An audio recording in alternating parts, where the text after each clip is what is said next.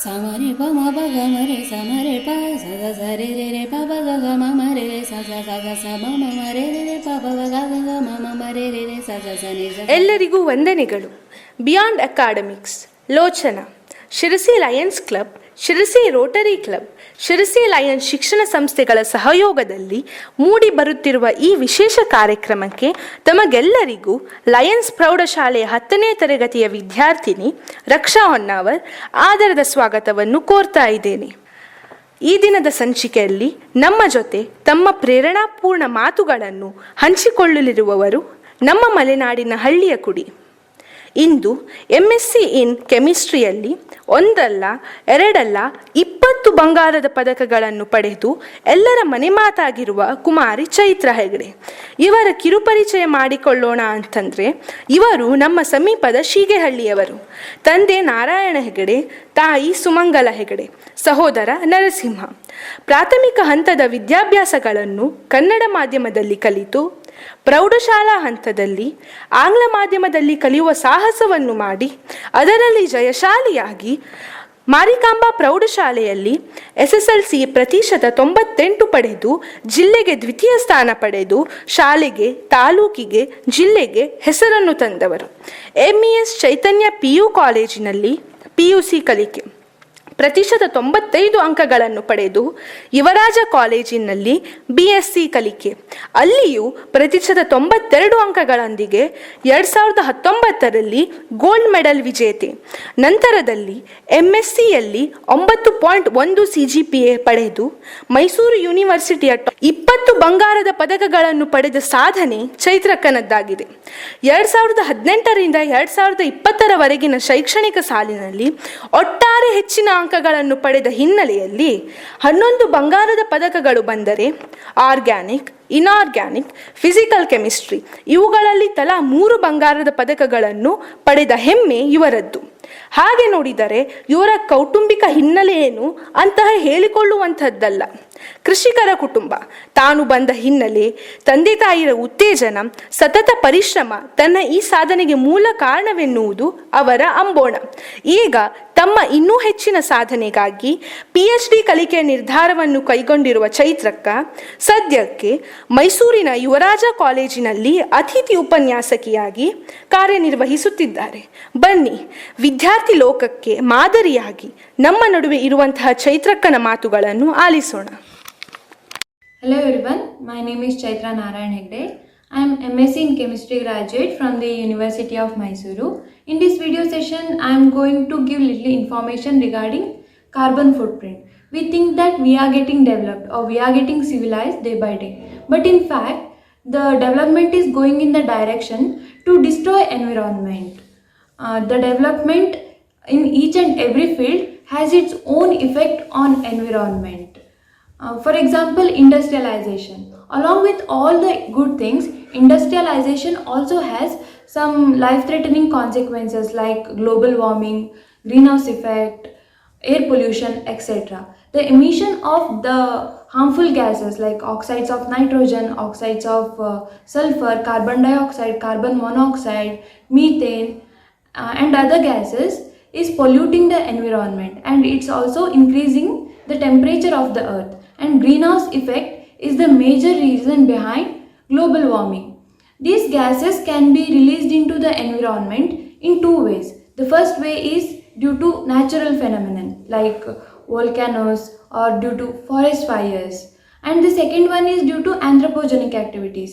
Anthropogenic activities means human activities. We human beings are the reason behind for almost all the bad things which are happening on the earth right now. But this natural phenomenon cannot be controlled, whereas the human activities can be controlled. The amount of the greenhouse gases like carbon dioxide, methane, which are getting released into the environment due to our daily life activities can be estimated in terms of a word called carbon footprint. Carbon footprint is the word which is used to indicate the amount of carbon dioxide which is getting released into the environment due to human activities. All organic matters when they are decomposed or when they are burned, they releases carbon dioxide into the environment. Sometimes they release methane gas. So the carbon footprint, as the word suggests, we are tracking the amount of carbon which is getting released into the environment from all human activities.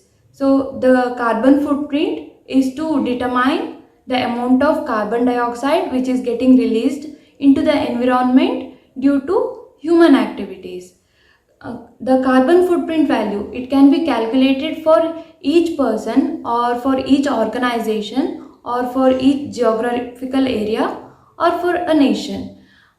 This carbon footprint value is calculated for the time period of 1 year, and each and every country releases carbon footprint value every year, so that we can determine whether countries pollution is increasing or decreasing. This carbon footprint not only aims at the removal of carbon dioxide from the environment, that process is called as carbon sequestration, but it also aims at to determine how much biocapacity is required to prevent lodging of carbon dioxide in the environment. For example, carbon dioxide present in the environment, it's utilized by plants during photosynthesis process. They convert carbon dioxide into glucose. So the carbon dioxide present in the environment is removed by the plants. So by planting many plants in the geographical area, we can reduce the amount of carbon dioxide present in the environment. Each and every person can keep a record of their individual carbon footprint values. The tool which is required for that is called as life cycle assessment or greenhouse gas protocol.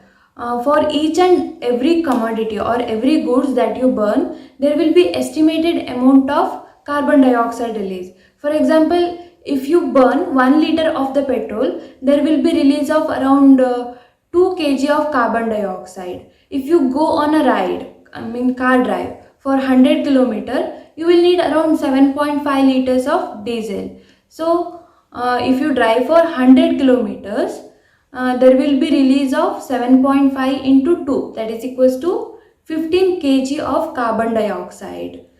And even if you eat, there will be certain amount of carbon dioxide release. It may be vegetarian food or non-vegetarian food. There will be amount of around 3 to 5 kg of carbon dioxide release for 1 kg of food. Along with that, other life activities like usage of electricity, usage of LPG and other equipment that works on petroleum products and some other goods and commodities also will contribute to the individual's carbon footprint value. If there are a lot of industries in your area, in that geographical area, the carbon footprint value is very high. For example, the mining industries, coal industries, then textile industries, cement industries, plastic industries, all these contribute more to the carbon footprint value of that area as well as to the carbon footprint of country. For example, in a industry, if there is no proper treatment for carbon dioxide, the carbon footprint value of that area is very high and it is equal to almost carbon footprint of 1,000 people. So we need to take care of this industrial area and we need to take care of carbon dioxide treatment of that particular industry. We know that the global warming is increasing because of the increasing the value of carbon footprint value. In order to keep the earth safe, we need to reduce the carbon footprint value. Then how to reduce it? If you go on a drive, there will be lot of release of carbon dioxide, but instead of going on a drive, you can take a public transport system. So what happens? This carbon footprint will be shared between many people. So individual carbon footprint value will be less. So instead of burning coal or instead of burning wood, you can make use of solar water heating system to heat your water, or instead of geyser you can make use of solar water heater system. It was known that the plant source food like vegetables, they releases less carbon dioxide compared to meat. So world should prefer more vegetable food than non-vegetable things, so that the amount of carbon dioxide released into the environment will be very less. And the human being should adopt 4 R's in their life. They are reuse, recycle, reduce and refuse. We should recycle plastic and other commodities. We should reduce usage of petroleum and other non-renewable sources of energy, and we should reduce usage of electricity, so that we can keep the carbon footprint value very low. And it also helps in achieving low carbon footprint value for country. And reforestation is also one of the important thing that helps to achieve low carbon footprint value.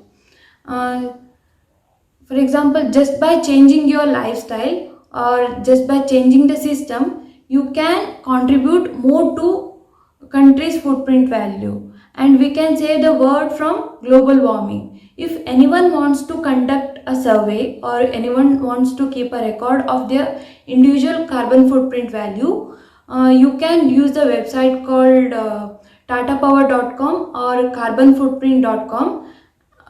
And if you have any doubt, I share some presentation with you guys, and you can refer that one as well. I hope this session was helpful, and thank you so much for listening to me.